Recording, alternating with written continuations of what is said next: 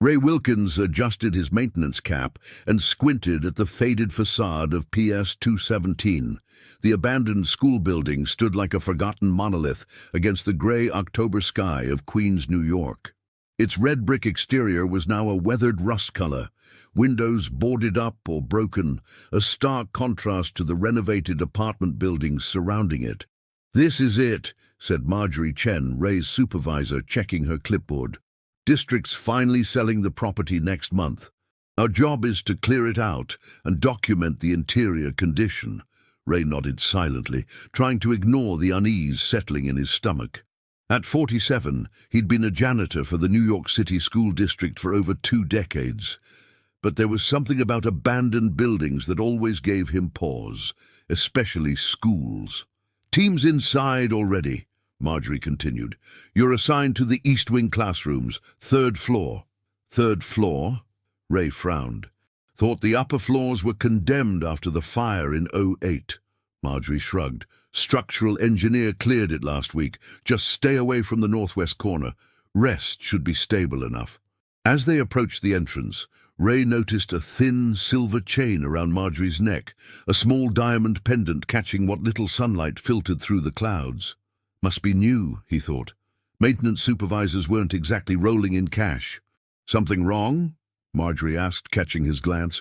"No, ma'am," Ray replied, adjusting his tool belt. "Just thinking about the job ahead." Inside, the building smelled of dust, mildew, and something else, something older and harder to identify. Their footsteps echoed down the dimly lit main corridor. Emergency lights powered by a generator cast long shadows across the peeling linoleum floors. "Rest of the team split up by floor," Marjorie explained, handing Ray a walkie-talkie. "Channel 3 if you need anything. Start with documenting classroom conditions, then clear out any remaining furniture." Ray took the stairs alone, each step creaking beneath his weight. The stairwell was illuminated only by his flashlight, and what little daylight managed to penetrate the dirt-streaked windows. The shadows seemed to stretch and retract with each swing of his beam. The 3rd floor was eerily silent. Water damage had left large stains across the ceiling, and chunks of plaster littered the floor.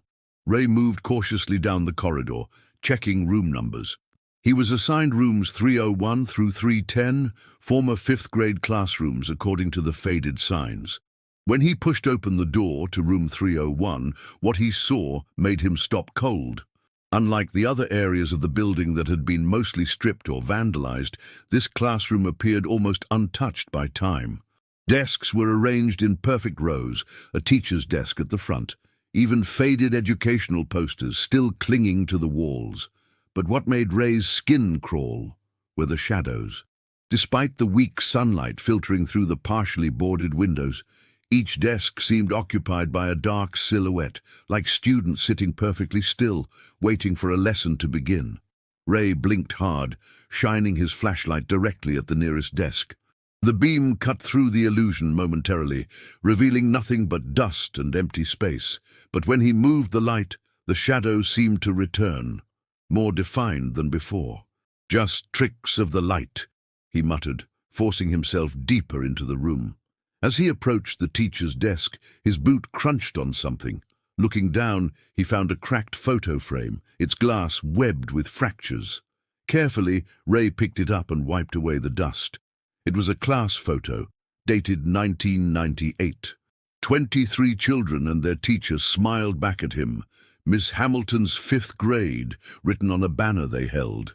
Ray counted the desks in the room. 23. His walkie-talkie crackled to life, making him jump. "Ray, status check."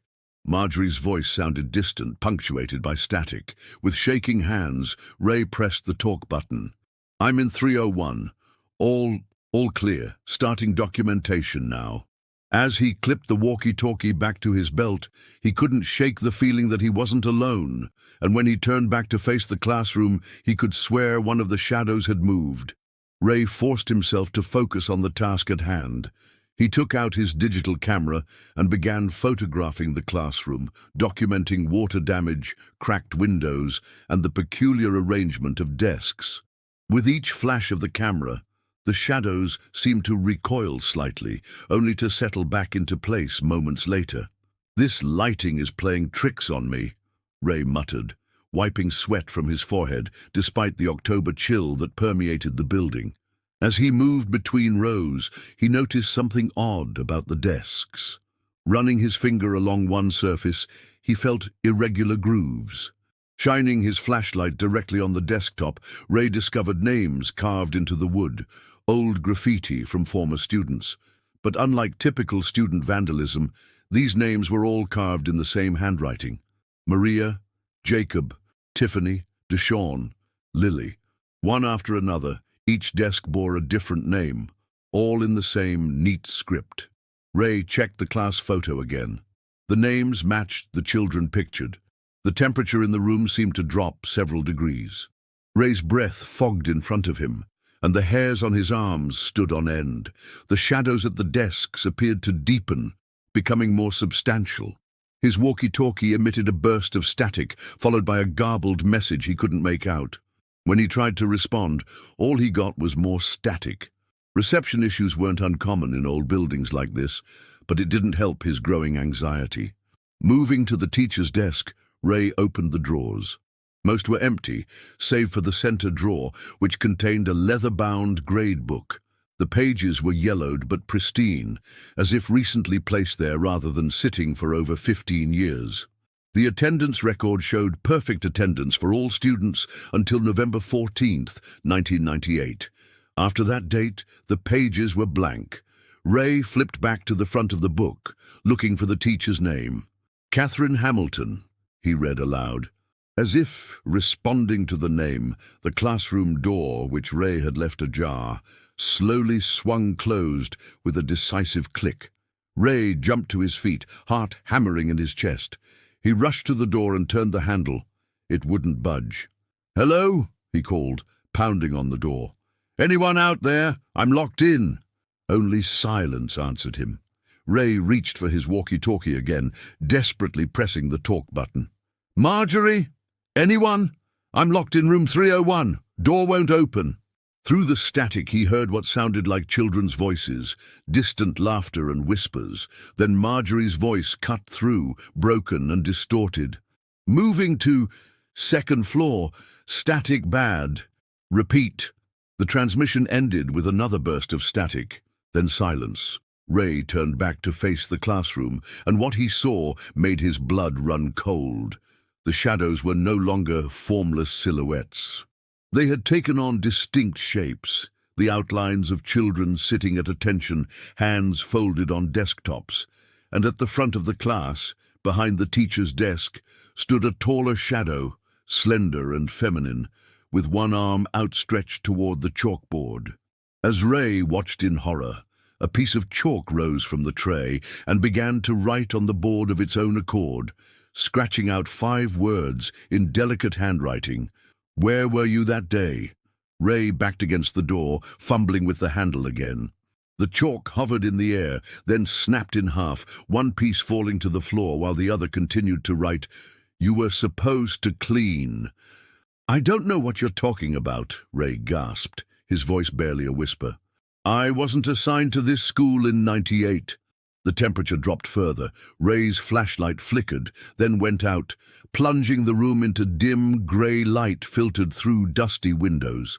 The shadows grew more substantial in the semi-darkness, and Ray could now make out details: a girl with pigtails, a boy with glasses, another with a baseball cap. From somewhere in the building, a bell rang, a hollow, echoing sound that vibrated through the walls.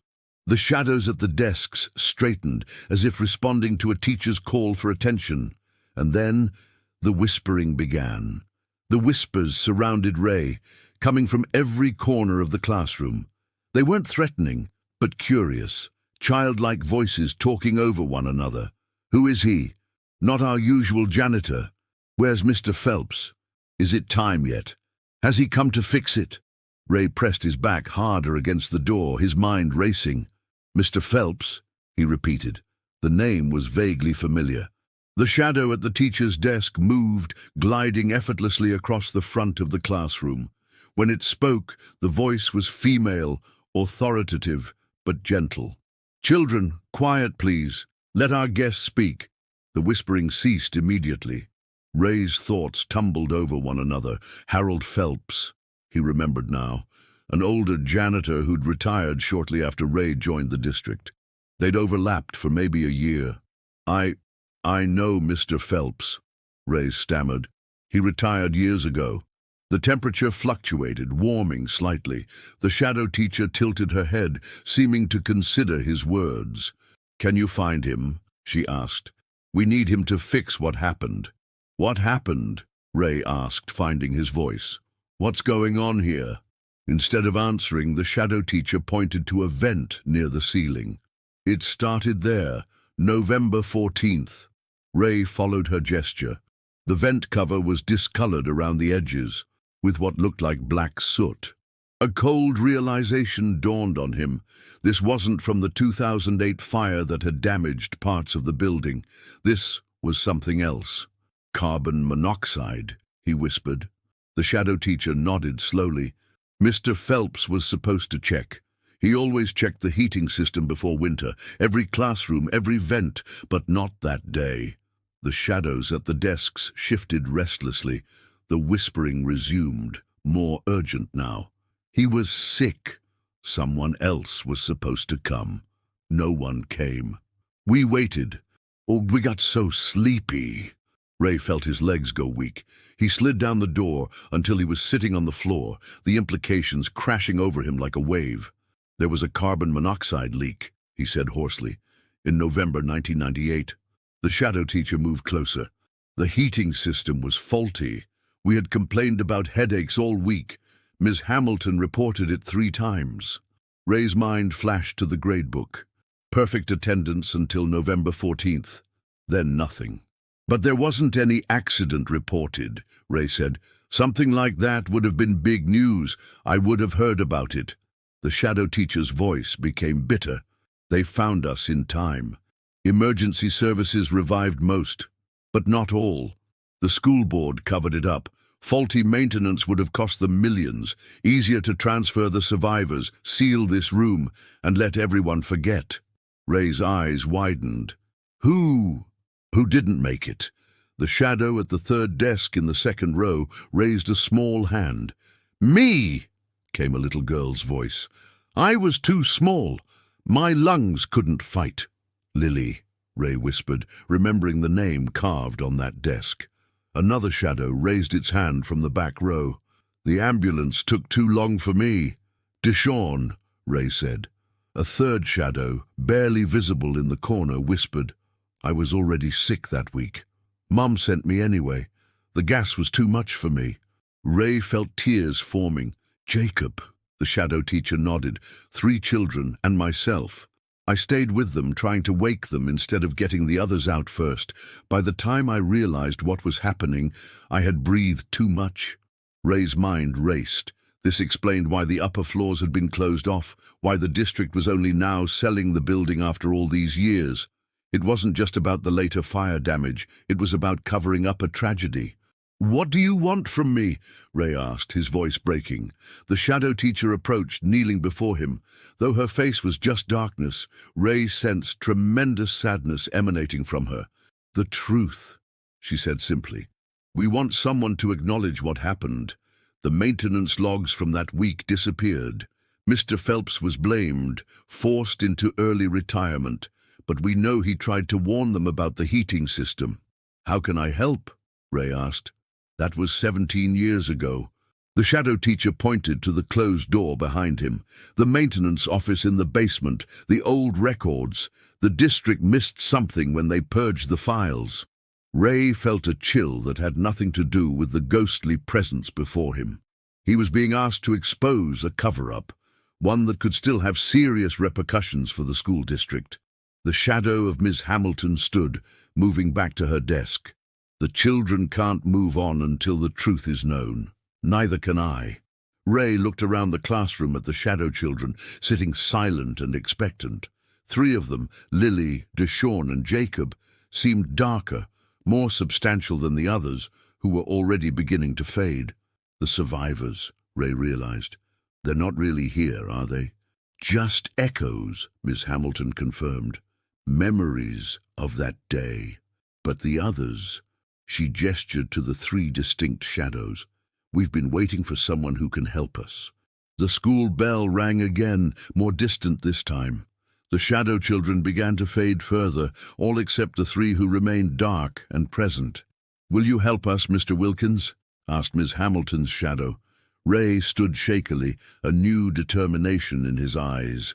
"Yes," he said firmly, "I'll help you." The classroom door clicked and swung open behind him. The corridor outside room 301 was darker than Ray remembered, as if the emergency lights had dimmed. He glanced back into the classroom, but the shadows had vanished. Only empty desks remained, covered in years of dust. Yet Ray knew what he had experienced wasn't a hallucination. The grade book was still clutched in his hand, solid evidence of Ms. Hamilton's existence. His walkie-talkie crackled to life. "Ray, come in, Ray." Marjorie's voice sounded concerned. "I'm here," Ray responded, his voice steadier than he expected. "Where have you been? Been trying to reach you for 30 minutes.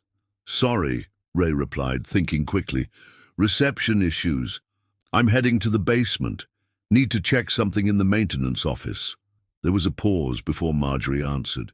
"Basement's not on our assignment for today. What's down there?" "Just need to verify something about the heating system for the documentation." Another pause. "Fine, but be careful. Some areas down there flood during heavy rain." Ray made his way to the stairwell, his flashlight working again, casting a steady beam ahead of him. As he descended past the first floor, the stairs changed from worn terrazzo to bare concrete. The basement level was utilitarian, with exposed pipes running along the ceiling and bare cinder block walls. The maintenance office wasn't hard to find, a metal door with fading lettering. It was locked, but Ray had a master key for district facilities. Inside, the small room was crowded with filing cabinets, a workbench, and decades of accumulated maintenance supplies.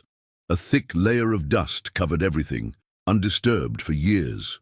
Ray went straight to the filing cabinets. Most contained mundane records, supply inventories, equipment manuals, repair logs. He searched for anything from 1998, but found gaps in the records surrounding November of that year.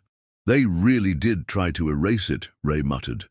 As he pulled out the bottom drawer of the last cabinet, something odd caught his eye. The drawer didn't extend as far as it should have. Ray removed the files and felt along the back panel, which seemed shallower than the cabinet itself. His fingers found a small notch. When he pulled, a false back panel came away, revealing a hidden compartment. Inside was a single folder, yellow with age, labeled HVAC Inspection Reports, Fall 1998, in faded handwriting. With trembling fingers, Ray opened it. The contents told the story Ms. Hamilton's shadow had described.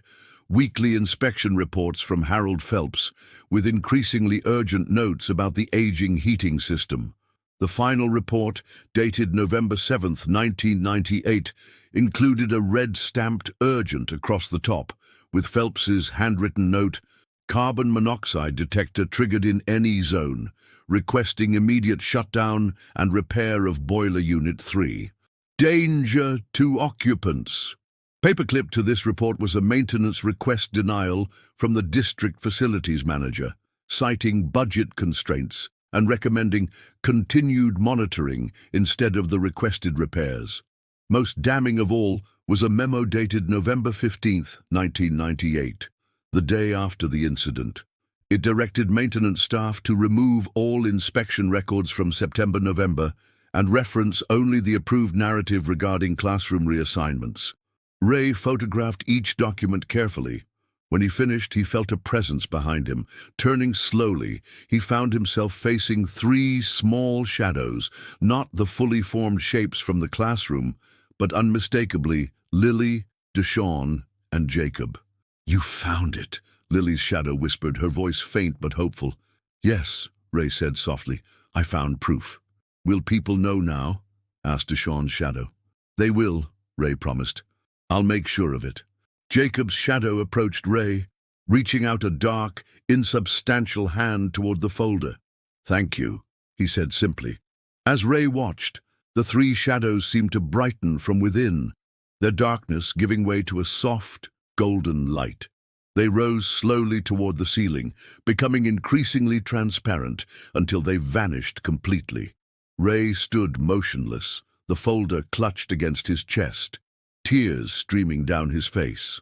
A profound sense of peace filled the dusty maintenance room, followed by a distant school bell ringing one final time. His walkie-talkie broke the silence. "Ray, status report." Marjorie again, sounding impatient. Ray took a deep breath. "I found something, Marjorie. Something important about what really happened here in 1998. A long pause. "What are you talking about?" "Meet me in the main office. There's something you need to see." As Ray headed back upstairs, folder securely in hand, he made a mental note to look up Harold Phelps. The old janitor deserved to know his name would finally be cleared. Ray sat in Principal Alvarez's office at PS 103, 3 miles from the abandoned building where he'd had his encounter 2 days earlier. Across from him, Alvarez studied the documents Ray had discovered, his expression growing more troubled with each page he turned. "This is extraordinary," Alvarez said finally, removing his glasses to rub the bridge of his nose. "And you found these hidden in the maintenance office?" "Yes," Ray confirmed. "In a secret compartment in one of the filing cabinets." Alvarez sighed heavily. "None of the current administration was around in '98. I've only been with the district for 12 years myself." "But the district itself is still responsible," Ray insisted. "These families deserve to know the truth, even after all this time. And Mr. Phelps deserves to have his name cleared." The principal nodded slowly. "I agree, but this will cause a firestorm. The district could face serious legal consequences." Ray leaned forward. "With respect, sir, that's what they were afraid of 17 years ago. That's why they covered it up." Alvarez was silent for a long moment, then nodded decisively. "You're right. I'll take this to the superintendent today." He gathered the documents carefully. "Have you made copies?" "Yes," Ray said, "and I've secured the originals in a safe place." The principal raised an eyebrow but didn't question further. "Smart man." He stood and extended his hand. "Thank you for bringing this to light, Mr. Wilkins. It was the right thing to do." After leaving Alvarez's office, Ray drove to an address in Flushing he'd obtained the previous day. The modest house needed a fresh coat of paint, but the yard was immaculately maintained. Ray approached the door and knocked. A man in his 70s answered, leaning on a cane. His eyes were alert but wary. "Mr. Phelps?" Ray asked. "Harold Phelps?" The old man nodded cautiously. "That's me. My name is Ray Wilkins. I'm a maintenance worker with the school district. I was hoping I could talk to you about PS 217. Phelps' expression darkened. "I have nothing to say about that place." He began to close the door. "I found your maintenance reports," Ray said quickly. "The ones from November 1998. The ones they tried to destroy." The door stopped. Phelps stared at Ray, his face a mixture of shock and disbelief. "That's not possible. They got rid of everything." "Not everything. You hid copies." Slowly, Phelps opened the door wider. "You better come in." Inside, over coffee at a kitchen table, Ray explained what he'd discovered and experienced at the abandoned school. He expected skepticism about the supernatural elements of his story, but Phelps merely nodded, as if confirming something he'd long suspected. "I never went back after they forced me out," the old janitor said, his voice rough with emotion. "Couldn't bear it, but I always felt them there, those poor kids." "You tried to warn them," Ray said. "The reports prove it." Phelps's hands trembled slightly as he held his coffee cup. 3 children died because some bureaucrat wanted to save money. And Ms. Hamilton, she was such a good teacher, always looking out for her students.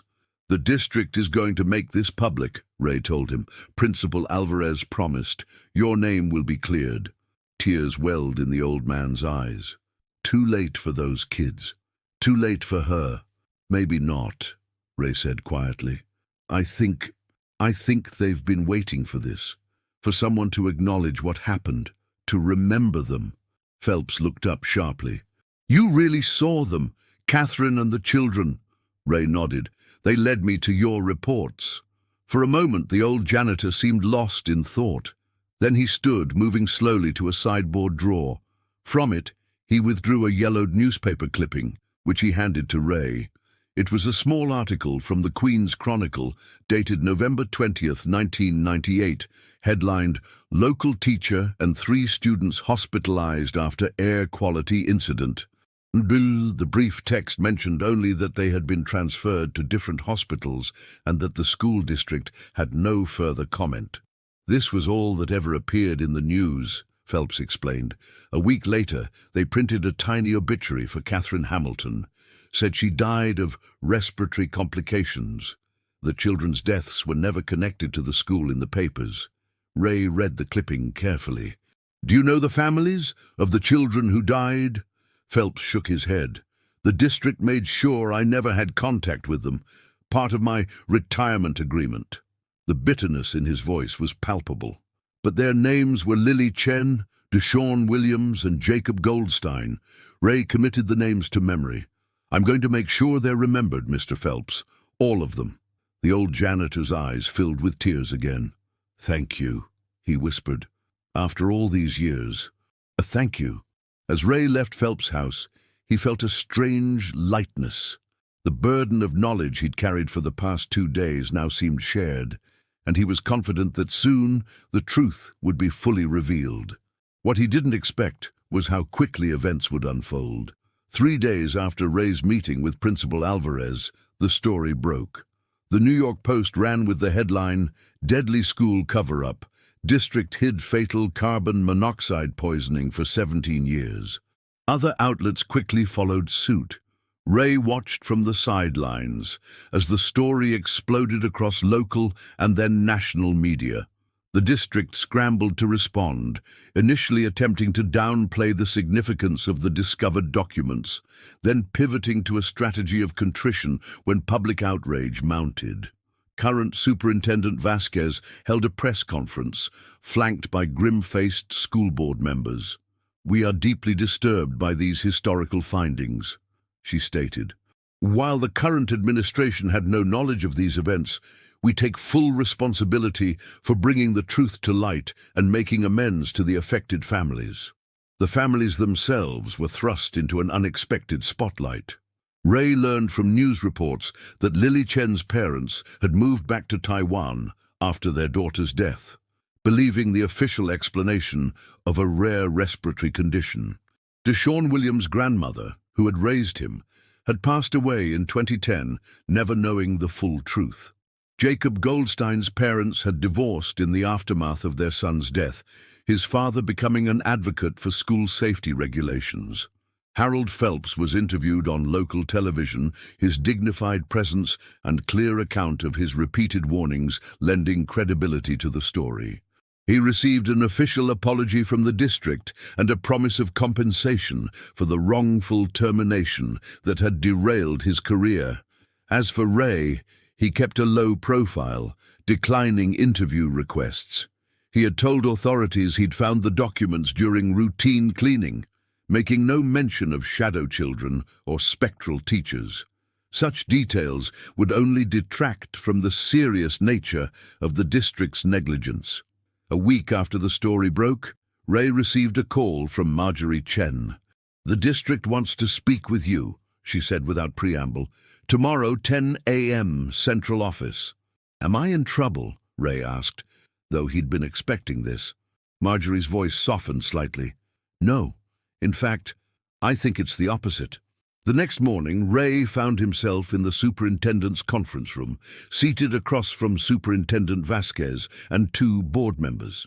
Mr. Wilkins, Vasquez began, your discovery has caused quite a situation for the district. Ray remained silent, waiting. However, she continued, we believe you acted appropriately in bringing these documents to light. The district has a responsibility to face its past failures, no matter how painful. One of the board members, an older woman with steel-grey hair, leaned forward. We're establishing a memorial scholarship in the names of the victims, 3 annual scholarships for deserving students who demonstrate a commitment to community safety. And we'd like your input on another matter, Vasquez added. The site of the former PS-217. We've decided to withdraw it from sale. Ray's eyebrows rose in surprise. What will happen to it? That's where we'd like your thoughts, the superintendent replied. There's been a proposal to demolish the building and create a memorial garden. Others have suggested renovating the structure for community use with a permanent exhibit honoring the victims. Ray considered this carefully. He thought about the shadowy classroom, about Miss Hamilton and her students. Would they want their tragedy to define that space forever? Or would they prefer life and learning to return? I think, Ray said slowly, they would want it to be a school again, but one that acknowledges what happened. Perhaps name it after Ms. Hamilton, with a memorial space for the children. Vasquez nodded thoughtfully. Catherine Hamilton Academy. It has dignity. The meeting concluded with expressions of gratitude for Ray's integrity. As he left the district offices, he wondered if he'd ever see the shadows again, or if they had truly moved on after their story was told. He got his answer sooner than expected. That evening, Ray found himself drawn back to PS-217. Yellow caution tape surrounded the perimeter now. The building declared off-limits pending the district's final decision about its fate. But Ray had his keys, and no one questioned the presence of a maintenance worker. The school seemed different somehow, less oppressive, the shadows less dense. Ray made his way to the 3rd floor, to room 301. The door was unlocked, swinging open at his touch. The classroom was as he had left it, desks still arranged in neat rows. But something had changed. The oppressive feeling, the sense of trapped souls, had lifted. The room was simply empty now, sad perhaps, but no longer haunted. Ray moved to the teacher's desk, running his hand over its dusty surface. "Ms. Hamilton," he called softly. "Lily, Deshawn, Jacob, are you still here?" Only silence answered him. He felt simultaneously relieved and disappointed. Had they found peace, moved on, or had they simply retreated deeper into the building's memories? As Ray turned to leave, his flashlight beam caught something on the chalkboard, faint markings that hadn't been there before. Moving closer, he could just make out words, written in a delicate hand. "Thank you for remembering us." Below it, in smaller, childish writing, "We are free now." Ray stood motionless, staring at the words. A profound sense of completion washed over him. He had done what they needed, brought their story to light, ensured they wouldn't be forgotten. As he left the classroom for the last time, Ray didn't notice the small diamond pendant that had fallen from his pocket onto the teacher's desk, a gift he'd purchased for his daughter's upcoming birthday. In the beam of his departing flashlight, it caught the light and sparkled briefly before being swallowed by shadows once more. 6 months later, on a mild April morning, Ray stood among a crowd gathered on the front lawn of the newly renamed Catherine Hamilton Academy. The building had undergone extensive renovation, its brick facade cleaned and restored, new windows gleaming in the spring sunlight. To his right stood Harold Phelps, looking dignified in a dark suit. To his left was Jacob Goldstein's father, David, who had become a vocal advocate for the memorial project. They had grown close over the intervening months, united by their connection to the tragedy. The superintendent approached the podium set up before the school's entrance. "Today, we dedicate this renewed institution to the memory of Catherine Hamilton, Lily Chen, Deshawn Williams, and Jacob Goldstein. Their tragic passing 17 years ago will no longer be hidden, but remembered as a call to vigilance and responsibility." She gestured toward a bronze plaque mounted beside the entrance, bearing the names of the 4 victims and the simple inscription, "They shall not be forgotten."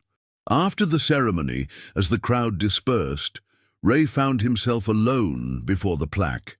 He traced the engraved names with his fingertips, wondering if they could somehow sense this acknowledgement.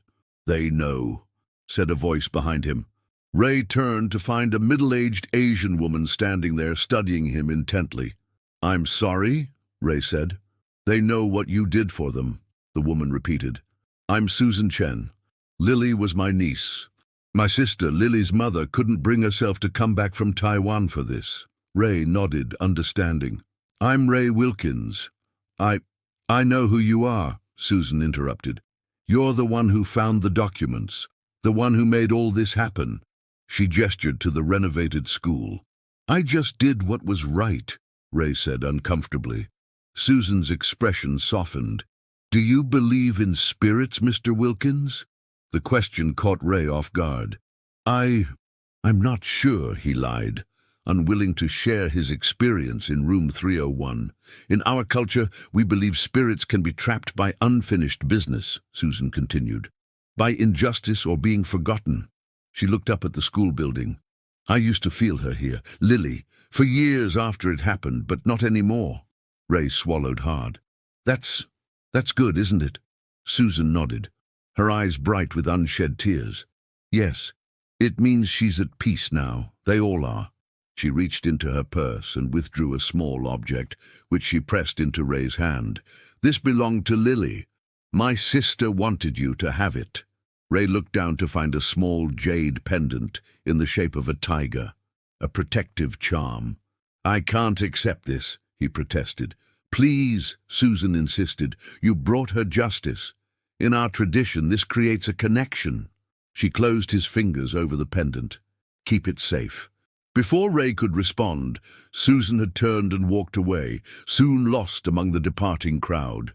Ray stood alone, the jade tiger warm in his palm, feeling a chapter closing, not just for the spirits of PS 217, but for himself as well. 1 year later, Catherine Hamilton Academy opened its doors to students for the first time since the tragedy. Ray had accepted a position as head of maintenance for the renovated school, turning down offers for advancement within the district. Something about this place called to him, a need to ensure history wouldn't repeat itself. The building had been transformed. Modern ventilation systems with multiple redundant safety features had been installed. The third floor had been completely rebuilt, with room 301 converted into a bright, airy memorial library featuring biographies of the 4 victims. On the first day of classes, Ray made his usual early morning rounds, checking systems and ensuring everything was ready. As he passed through the main corridor, he nodded to the bronze plaque, a habit he'd developed during the renovation process. The first students would arrive in an hour. Ray made his way to the 3rd floor, to the memorial library that had once been room 301. The space bore no resemblance to the haunted classroom he'd encountered a year and a half earlier. Bookshelves lined the walls. Comfortable reading nooks replaced rigid desk rows, and a large picture window had been installed where boarded openings once were. At the center of the room stood 4 glass display cases, each dedicated to one of the victims. Catherine Hamilton's case contained her teaching credentials, photographs from her brief career, and a journal donated by her sister. Lily Chen's displayed her artwork and a small collection of origami animals she had made. Deshaun Williams showcased his basketball trophies and a science fair medal. Jacob Goldstein's held his chess set and a book of poems he had written. Ray moved between the displays, straightening already perfect arrangements. As he adjusted the lighting above Lily's artwork, he felt the jade tiger pendant in his pocket. He carried it with him always now, a talisman of sorts. Nervous about the big day, Ray turned to find Principal Diana Morales standing in the doorway. A former teacher with a reputation for both compassion and exactitude, Morales had been handpicked to lead the new academy. "Just making sure everything's perfect," Ray replied. Morales smiled, entering the library. "The memorial committee did a beautiful job. It honors them without defining the school solely by tragedy." She ran her hand along one of the bookshelves. "Knowledge and remembrance, side by side." "Do you think the kids will understand what happened here?" Ray asked. "We'll make sure they do," Morales assured him. not to frighten them, but to help them understand the importance of speaking up, of safety, of valuing each life. She checked her watch. Buses will be arriving soon. Ready for the first day? Ray nodded. Everything's in order. All systems checked 3 times. As Morales left, Ray took one last look around the memorial library. Sunlight streamed through the picture window, casting the room in a warm glow that banished any lingering shadows. For a moment, he thought he heard the faint sound of children's laughter, not eerie or ghostly, but bright and alive, a promise of the new voices that would soon fill these halls. He touched each display case lightly before leaving, a final gesture of respect. "Rest easy," he whispered. "We remember." 5 years passed. Catherine Hamilton Academy flourished, developing a reputation for both academic excellence and its pioneering approach to teaching school safety. The Memorial Library became a focal point for community education, with regular events highlighting the importance of facilities maintenance and emergency preparedness in schools. Ray remained head of maintenance, turning the academy into a model for safety protocols that other schools in the district and eventually across the state began to emulate. His meticulous documentation system and training program for custodial staff received recognition from the state education department. On the 23rd anniversary of the tragedy, a special commemoration was planned. Families of the victims, current students, district officials and community members would gather for the unveiling of a new memorial garden behind the school, designed with input from students in the academy's architecture program. The evening before the ceremony, Ray stayed late, making final preparations. The school was quiet, emptied of the day's bustle. As he walked the hallways, checking locks and systems, he felt a familiar contentment. This place, once haunted by neglect and tragedy, had become something hopeful. His rounds complete, Ray made his way to the 3rd floor, to the Memorial Library. He often ended his day here, sitting quietly among the memories of those whose story had changed his life. Tonight, with the anniversary ceremony looming, it felt especially important to pay his respects. The library was bathed in moonlight, the display cases glowing softly under their gentle illumination. Ray moved between them, straightening a photo here, adjusting a book there, though they needed no attention. As he stood before Catherine Hamilton's display, he felt a slight change in the air, a cooling, a subtle shift in pressure. For a moment, his heart quickened, old memories of shadowy encounters surfacing, but this felt different, peaceful, almost expectant. "Hello?" Ray called softly, feeling somewhat foolish. No answer came, but a gentle breeze stirred the pages of an open book on a nearby table, though all the windows were closed. Ray smiled, understanding.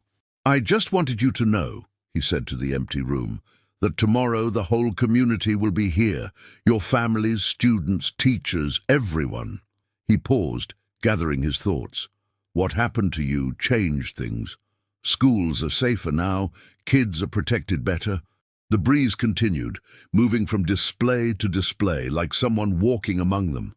"I don't know if you can still hear me," Ray continued, "but I wanted to thank you. Finding you, helping you, gave my life purpose." As he spoke, Ray removed the jade tiger pendant from his pocket, the one Susan Chen had given him years ago. He'd carried it faithfully, but tomorrow, during the ceremony, he planned to return it to Lily's display case, completing a circle. "I hope you've found peace," Ray said, placing the pendant temporarily on Catherine Hamilton's display. "All of you." In that moment, the moonlight streaming through the window seemed to intensify, casting the room in a silvery glow. The breeze stilled, and Ray felt an overwhelming sense of completion, of a story that had found its proper ending. As he turned to leave, Ray noticed something on the library's chalkboard. A small section had been preserved from the original classroom, incorporated into the memorial design. There, in barely visible chalk, were 5 simple words that hadn't been there before. "We were never truly gone." Ray stood motionless, a smile spreading across his face. Not a message of haunting, but of remembrance, of lives that continue to impact others through the lessons learned from their loss. "No," he whispered, "and you never will be."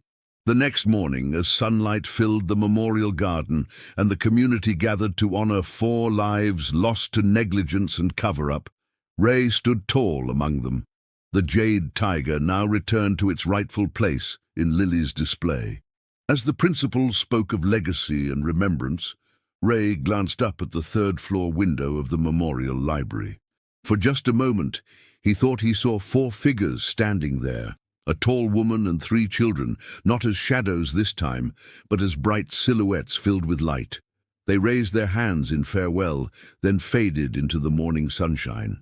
Ray alone saw them, and he alone understood their message. Some stories need to be told, some truths need to be uncovered, some shadows need to be filled with light. And sometimes it takes one person willing to listen to the whispers of the past to bring that light into being.